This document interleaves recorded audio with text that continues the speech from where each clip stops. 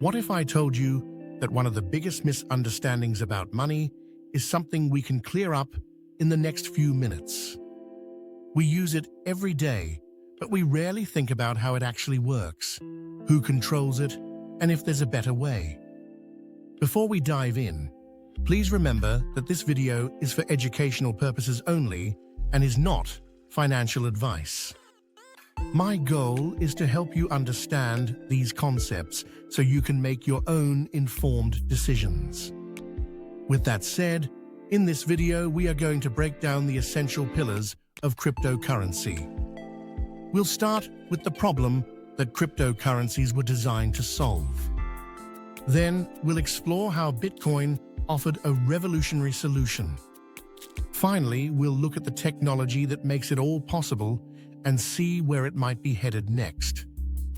By the end, you'll have a clear framework for understanding this technology, and I'll give you one simple, actionable step to see it in action for yourself. To truly understand why something like Bitcoin was even created, we first need to look at how traditional money works. Think about the money in your bank account. If you want to send $10 to a friend, you don't actually hand them cash through the phone. You tell your bank to do it. Your bank then communicates with your friend's bank. The banks update their internal records, their ledgers, to show that your balance went down by $10 and your friend's balance went up by $10. You are trusting a middleman, the bank, to handle your money, keep accurate records, and allow your transaction. And on a larger scale, we trust governments and central banks to manage the currency itself. This system is centralized. It relies on trusted central authorities to work. This creates a few problems. First, it requires trust. You have to trust that these institutions won't make mistakes or abuse their power.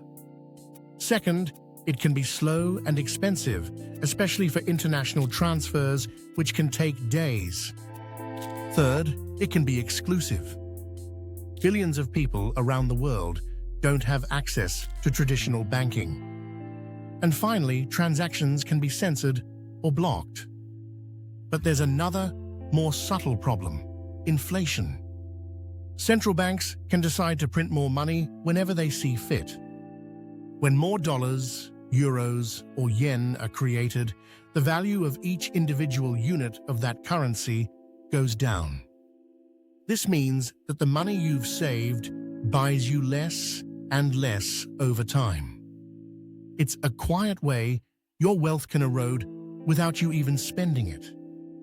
In 2008, a person or group using the name Satoshi Nakamoto published a paper online. It was called Bitcoin, a peer-to-peer electronic cash system. The goal was to solve the problem of centralization. The idea was simple but revolutionary. What if we could send money over the internet directly from one person to another, without any bank or company in the middle? This is the core idea of Bitcoin. It's a decentralized digital currency. Decentralized means there is no single person, company, or government in charge. It runs on a global network of thousands of computers that all work together to process and verify transactions. Because there's no central authority, no one can block your transaction or freeze your account. It's open to anyone with an internet connection.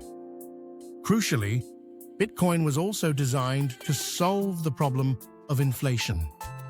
Unlike traditional currencies that can be printed endlessly, Bitcoin has a fixed, predictable supply. The rules of the system, written in its code, state that there will only ever be 21 million Bitcoin in existence. That's it. No one can decide to create more. This makes it a hard asset, more like a digital version of gold than a traditional currency. The supply is finite, which is a key reason why many people see it as a potential store of value, safe from the inflation that affects government-issued money. But this raises a huge question. If there's no bank keeping the official record, how do we know who owns what? How do we stop someone from spending the same digital money twice? This is where the real genius behind Bitcoin comes in, a technology called the blockchain. Imagine a simple notebook, a ledger that records every single transaction. In the traditional system, your bank has its own private ledger. With Bitcoin, this ledger is public, and everyone on the network has a copy of it. This shared public ledger is the blockchain. Here's how it works. When someone sends Bitcoin, that transaction is broadcast to the entire network. A group of these transactions is gathered together into what's called a block, which is like a new page in our notebook. Now, to add this page to the notebook, it needs to be validated and secured. This is where computers on the network known as miners come in. They compete to solve a very complex mathematical puzzle related to the block. This process is called proof of work. It's called that because solving the puzzle requires a huge amount of computational energy, proving that real work was done. The first miner to solve the puzzle gets to add the new block to the chain. As a reward for their work, for spending all that electricity and computing power, they receive a small amount of newly created Bitcoin. This is how new Bitcoin enters the system and how the network is secured. Once a block is added, it's linked cryptographically to the previous block, creating a secure chain. To alter a past transaction, a bad actor would have to redo all the work for that block and all the blocks that came after it, faster than the rest of the entire global network. This is practically impossible, making the blockchain incredibly secure and tamper-proof. And that realization is often the key to making progress.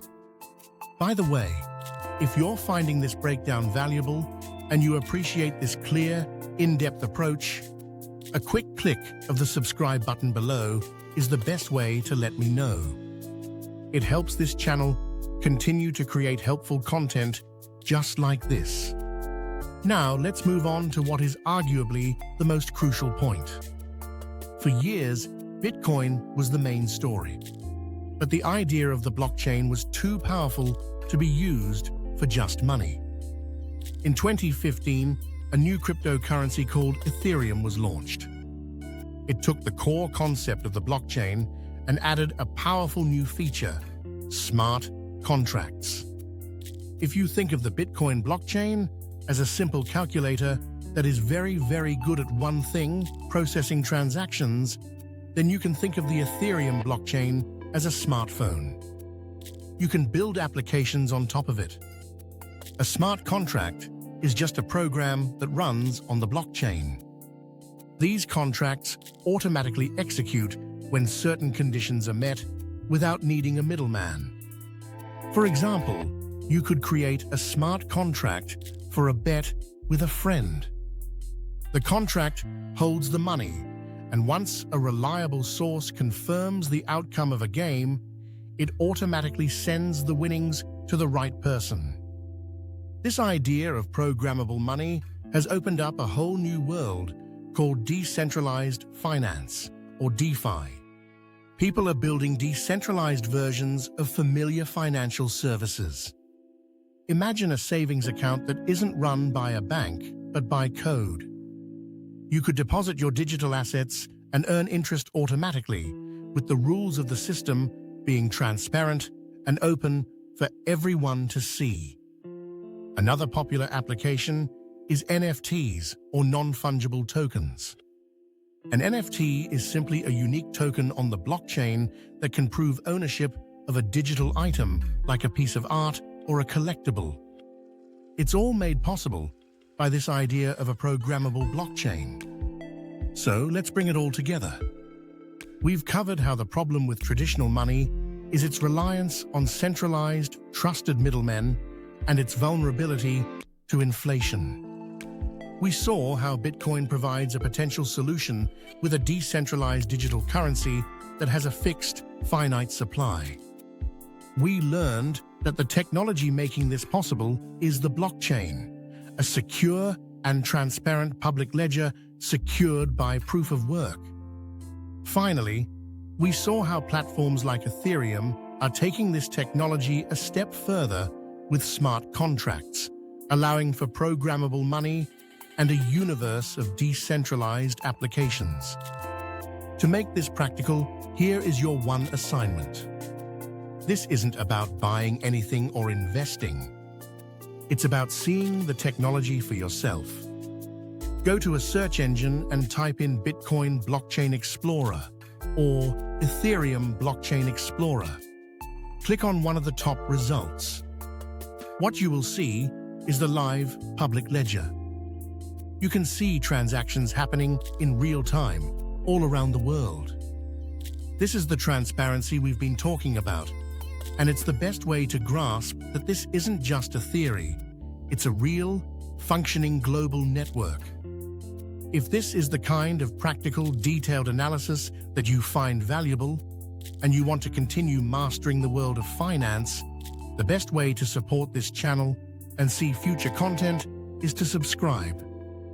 To do that, just click the subscribe button right below this video and be sure to turn on notifications.